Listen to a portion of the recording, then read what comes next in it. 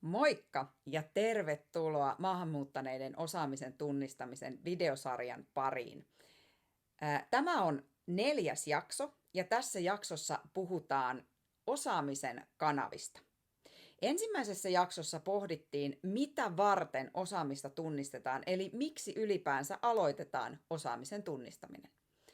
Toisessa jaksossa puhuttiin siitä, mitä vasten osaamista tunnistetaan, eli mikä on konteksti, ne raamit, joiden ympärillä tai joiden sisällä osaamista tunnistetaan.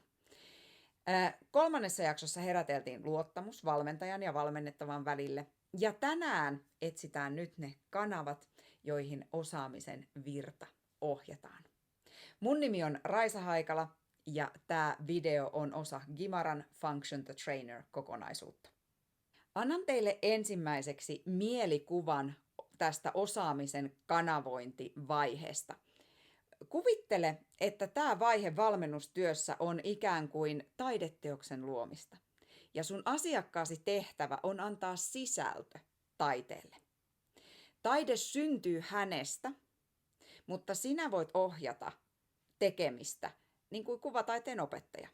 Voit antaa vinkkejä väreistä, välineistä, sommittelusta, tekniikasta, mutta sivellin pysyy asiakkaalla. Osaamisen kanavia voi olla erilaisia erilaisiin tarkoituksiin. Työnhaussa ne voi olla esimerkiksi CV, työhakemus, portfolio, oma nettisivu, video-CV, mutta osaamisen kanavia on myös esimerkiksi kehityskeskustelu tai hissipuhe itsestä ja niin edelleen. Tärkeintä on valita oikea kanava oikeaan tilanteeseen. Työnhaussa usein ne ovat CV ja työhakemus, ne tavallisimmat. Mutta ennen kuin me puhutaan CVstä tarkemmin, muistutan tärkeästä kysymyksestä, mitä varten. Ennen kuin ryhdytte tekemään CVtä, asiakkaan tulee ymmärtää, mihin ja miten hän sitä käyttää. Suomalainen yhteiskunta on hyvin paperipainotteinen ja meillä on paljon tärkeitä papereita, joista suurin osa on vielä digitaalisessa muodossa. Mä olen useasti ollut sellaisessa tilanteessa, että asiakkaan kanssa on tehty CV ja sitten vuoden päästä asiakas kysyy multa, että onko sulla vielä se hänen CV. No silloin on jo selvää, että mun työssä on menty metsään. Ennen kuin aloitatte CVn tekemistä, niin kysy siis, mitä asiakas CVllä tekee, miten hän sen ymmärtää, miten hän säilyttää tai muokkaa sitä. Jos tehdään CV, tehdään se joko asiakasta, ei järjestelmää varten. Muista myös, että itse tekeminen on tärkeämpi kuin lopputulos. CVn ei tarvitse olla suoritus. Asiakkaan matka omaan osaamiseen on tärkeämpi kuin yksikään paperi. Mä olen kuullut myös toimintamalleista, joissa asiakkaalle on tehty hänen puolestaan valmiiksi CV. Jos aika on rajallinen ja CV on pakko olla, usein tässä tapauksessa järjestelmän takia, niin miksi ei? Aina aikaa ei kannata käyttää siihen, että asiakas opettelee käyttämään tekstinkäsittelyohjelmaa tai etsii oikeaa kirjainta näppäimistöltä. Mutta samaan aikaan mä kyseenalaistan, että mihin tässä tapauksessa CVtä tarvitaan.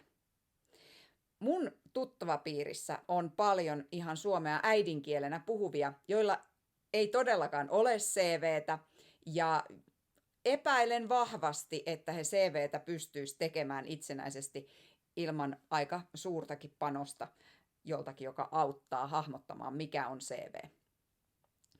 Tässäpä siis porkkanaa purtavaksi myös sinne rekrytoinnin puolelle. Jos riittää, että meisseli pysyy kädessä tai osaa liimata tarran paketin kylkeen, niin miksi työnhaun täytyy olla niin vaikea prosessi, että sitä opettamaan tarvitaan pedagogisesti pätevä maisteri? Mitä yksinkertaisempi suorittava työ, sitä saavutettavampi rekrytointiprosessin tulisi olla. No, nyt kun mä olen iloisesti kyseenalaistanut koko CV-merkityksen, niin puhutaanpa siitä vähän. CV ja työhakemus, oli ne sitten paperilla tai videolla, on tekstilajeja. Se tarkoittaa sitä, että me jotka tähän tekstilajiin olemme tottuneet, eli tiedetään mikä on CV, me odotetaan siltä tiettyjä asioita. Jos otetaan vertaus vaikka laskuun tekstilajina, kun sun postiluukusta kolahtaa kotiin lasku, niin sä odotat, että siinä on tiettyjä asioita, kuten laskun summa, se mitä se lasku koskee, laskun saaja, eräpäivä ja niin edelleen. Samoin CV:stä tulisi näkyä heti tietyt asiat. Ja vaikka mä en lukisi ensimmäistäkään sanaa, mun pitäisi osata nimetä, että tässä on CV.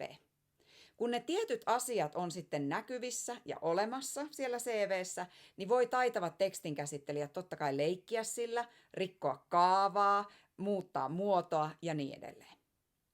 Erilaisia CV-ohjevideoita, valmiita pohjia on ihan pilvin pimein, ei muuta kuin googlaamaan. Mutta hyvä CV on aina tietyllä tavalla lukijan määritelmä. CV:ssä täytyy aina siis huomioida lukija ja sen tietyn haettavan työpaikan erityispiirteet. CV ei ole sama jokaiseen työpaikkaan lähetettäessä. Lisäksi CV:ssä ja työhakemuksessa korostetaan usein oikeinkirjoitusta. Tämäkin on vähän kaksiteräinen miekka, erityisesti maahanmuuttaneiden kohdalla, koska jos ihmisen kielitaito on tasolla A2, mutta sitten CV ja työhakemus on tasolla C2, se antaa vääristyneen kuvan hakijasta. Samoin jos ihminen on lähes luku- ja kirjoitustaidoton, mutta CV on hienosti aseteltu ja kirjoitettu, niin on selvää, että tuotos ei ole oma. Nyt kun video-CVt ja videohakemukset selkeästi tekevät tuloaan ja lisääntyvät koko ajan, mä toivon, että siinä olisi mahdollisuus heille, jotka ei kirjallisesti ole yhtä taitavia ja jotka ei siinä työssä kirjoittamista mihinkään tarvitse. Niin ehkä video voi olla loistava työnhakukanava tai osaamisen kanava myös heille. Ehkä video madaltaa myös työnantajan tai rekrytoijan kynnystä ottaa haastatteluun Farad tai Sirivan tai Stanislav, kun näkee, millainen persona työtä hakee. Viimeiseksi jälleen kysymyksiä teille. Miten sä valitset asiakkaan kanssa käyttämäsi CV:n tai työhakemuksen muodon ja mallin? Entä tulisiko sun mielestä CV:n ja työhakemuksen tai muiden työnhakuasiakirjojen olla kirjoitettu täysin oikein virheettömällä suomen kielellä? Miksi tai miksi ei? Seuraavassa jaksossa meillä on koottuna erilaisia vinkkejä ja kikkakolmosia maahanmuuttaneiden osaamisen tunnistamiseen ja erilaisten työnhakuasiakirjojen kirjoittamiseen. Nähdään silloin.